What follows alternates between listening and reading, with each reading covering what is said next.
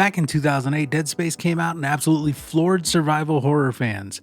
With its incredible set pieces, which were ahead of the curve for the day, and the extremely disturbing necromorph designs that the dev team created by using medical images of car crash victims to create a true visual answer to the question, what happens when the human body gets turned inside out? Dead Space was a revolution in survival horror games that amped up what Capcom had done with the Resident Evil franchise to 11. And while Dead Space 2 continued to improve on the franchise with even more thrilling set pieces and terrifying creations to beat the players into a huddling mass crying for their mothers, the franchise ended up being left as lifeless as a necromorph after all its limbs had been removed. It was at that point that Dead Space as a franchise lay dormant for over a decade.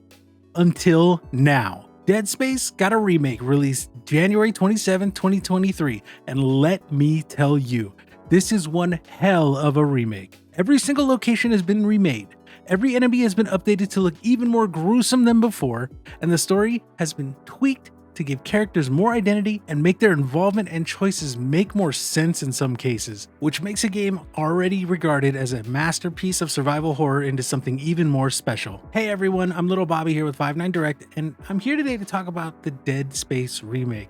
Back when I first played Dead Space in May 2008, I was absolutely blown away by everything about the game. So much so that I had trouble actually getting work done. Now you might be saying, wait a second, didn't you say that Dead Space was released in October 2008? Why yes I did. But back in 2008, I was working for EA as a tester in their consumer quality control division at the Redwood Shores office, which housed Visceral Games, the makers of Dead Space. That meant along with Dead Space, I actually got to play a lot of really cool titles from what many consider to be the golden age of modern EA games. I put hundreds of hours into this game before a lot of other people knew what was coming for them, and it's remained one of my favorite franchises up to this day. It is such a shame though that they never made a third game. And while I was only at EA for just under 2 years, Dead Space has always been the thing I've been most proud to say I played a small part in making happen.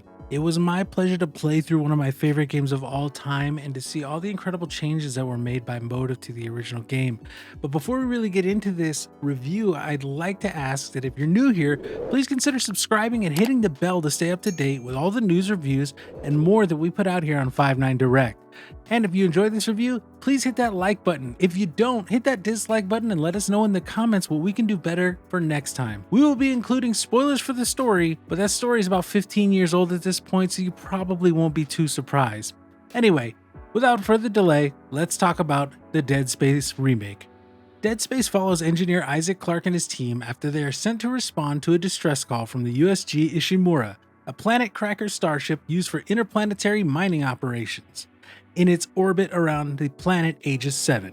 Isaac's long-distance girlfriend, Dr. Nicole Brennan, is aboard the ship, and it's hinted at that they may have left things on a bad note the last time they spoke. Upon finding the Ishimura, they find no hints of anyone on board. The main ship hangar has gone dark, and they find no one there to welcome them, which is odd, even after a distress call. Upon further inspection, Isaac's team is ambushed by bizarre and terrifying alien creatures known as necromorphs.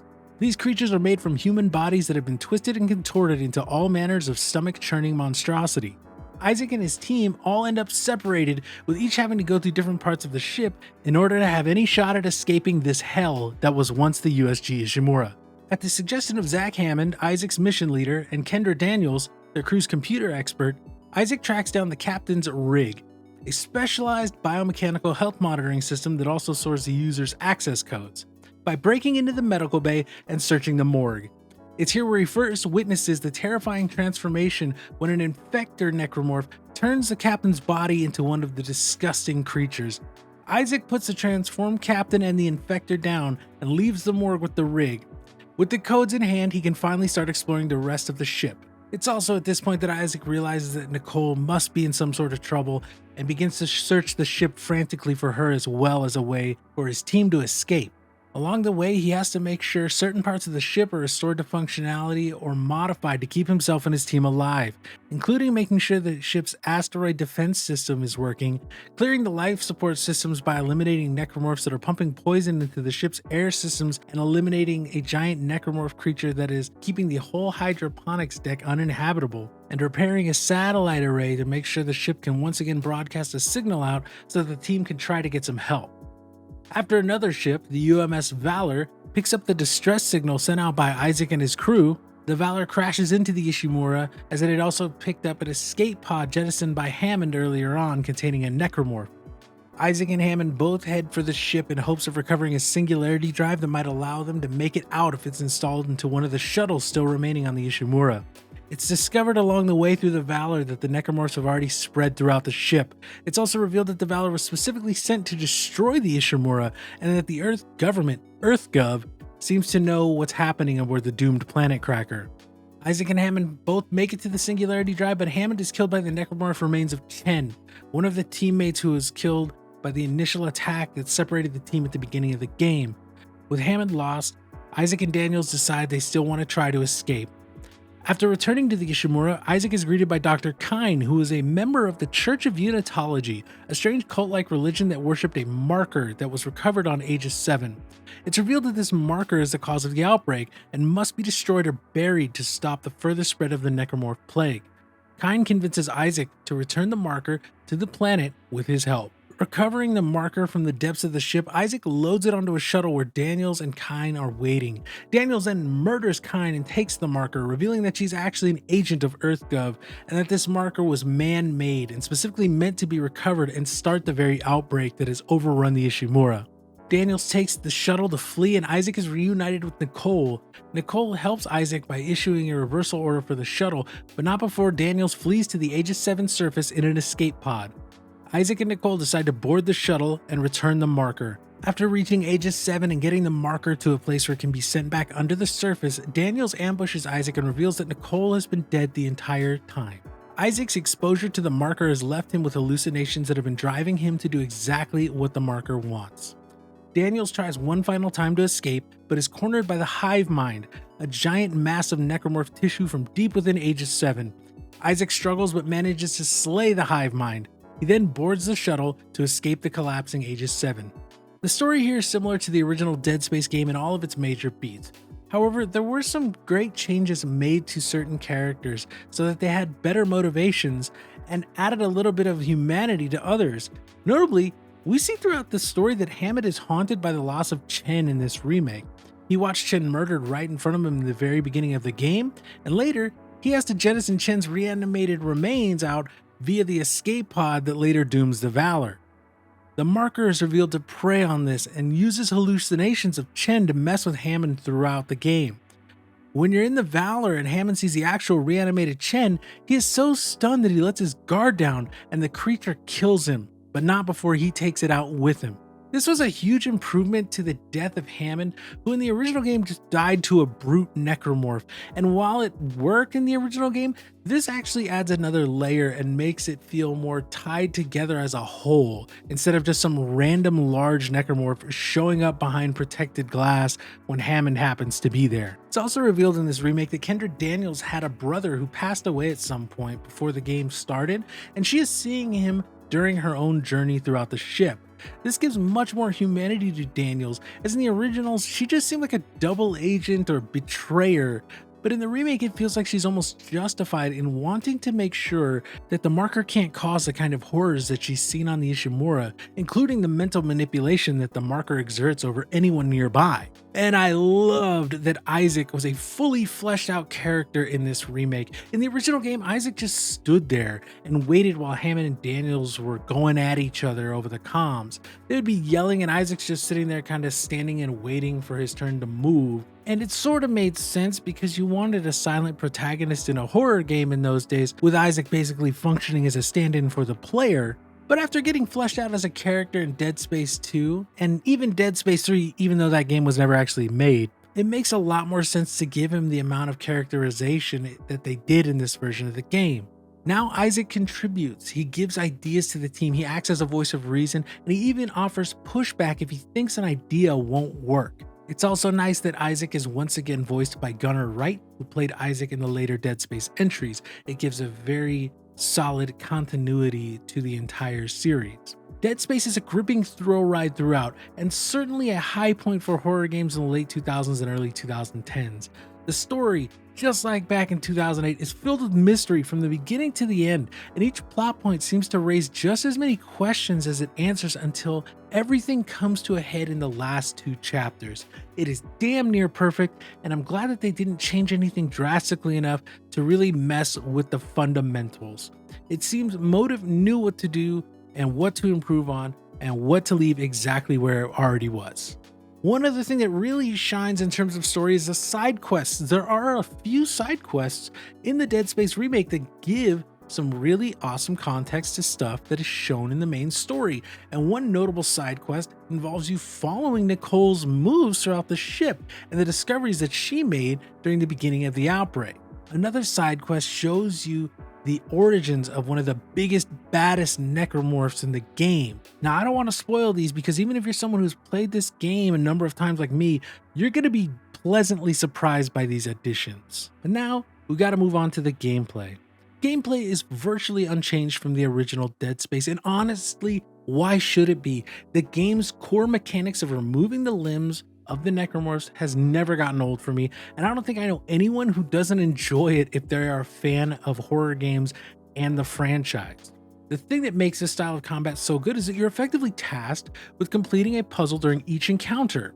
The basic slasher necromorphs that you encounter early in the game have legs that you can shoot off, but you can also shoot off their arms, which have been transformed into extended impaling instruments. The leaper necromorphs are further transformed, having more human-like arms that can be removed, but also having a tail, meaning you have to adjust how you shoot them, and they crawl along the floor very quickly, as well as leap at you from great distances, which is why they're called the leapers.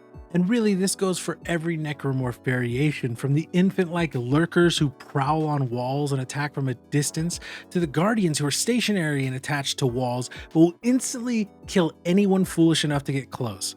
There are something like 12 or 13 completely unique enemy types in Dead Space, and each one has a different way to put the player in danger. Thankfully, the player is given a whole host of weapons to combat the hellish onslaught of the necromorphs. The pulse rifle is a fully automatic rifle that does concentrated damage on a single point of the necromorph body. The line gun launches a large, wide cutting implement that easily removes limbs, but fires very slowly.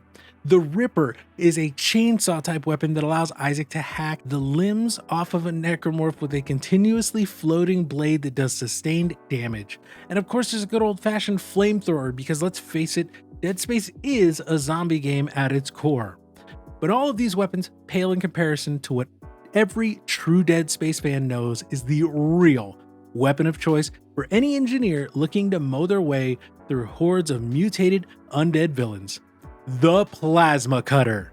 This simple engineering tool turned weapon of mass destruction is without a doubt the most iconic weapon in the Dead Space franchise, and the one that I use for every playthrough the first time. If you're seeing footage of me without the white armor, that's from my first playthrough, and I went all in on the Plasma Cutter because I don't mess with other weapons without finishing a run on my #1 gun first. The Plasma Cutter is effectively the pistol, but it offers precision, it offers power, and it offers speed, and it lets you put out tons of damage really quickly and mow down necromorphs so efficiently that I love it so much. The fact that you can rotate the head to make it vertical or horizontal, so depending on what limb or what necromorph you're working against at the time, you've got a weapon that can handle it.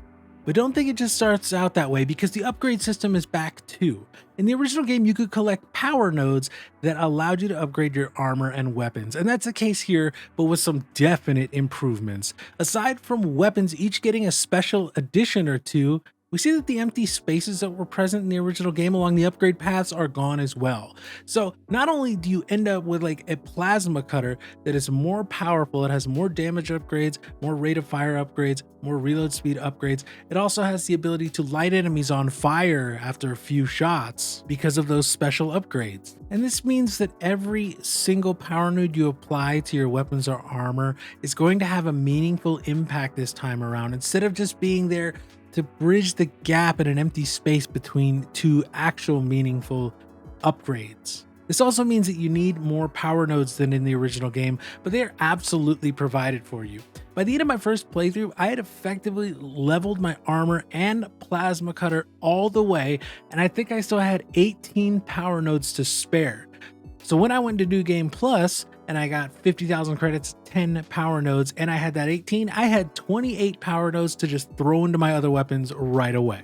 But aside from the weapons, there are other tools in Isaac's arsenal, namely stasis and kinesis. Stasis allows you to slow down enemies, giving you crucial time to dismember foes in a select order when you're being overwhelmed, or simply makes some enemies easier to hit.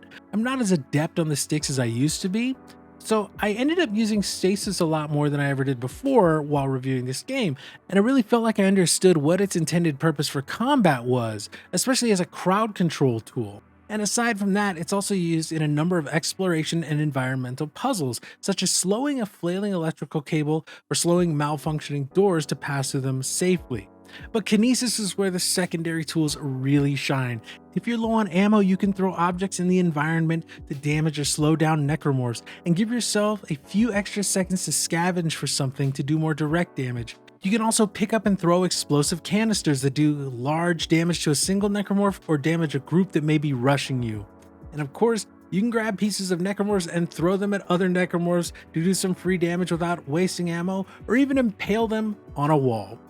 And it's also used in puzzle solving throughout the game, and for reaching ammo, consumables, and credits that might otherwise be out of Isaac's reach normally.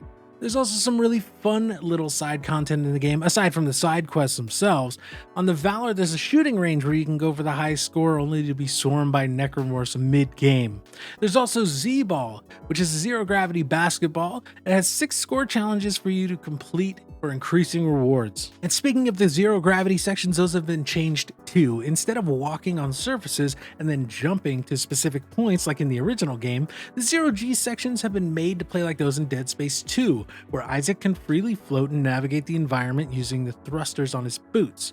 This is a small change, but definitely a welcome one, as this is something that always made playing through the first game painful once you had to go back to being limited to wall walking and jumping across the zero gravity.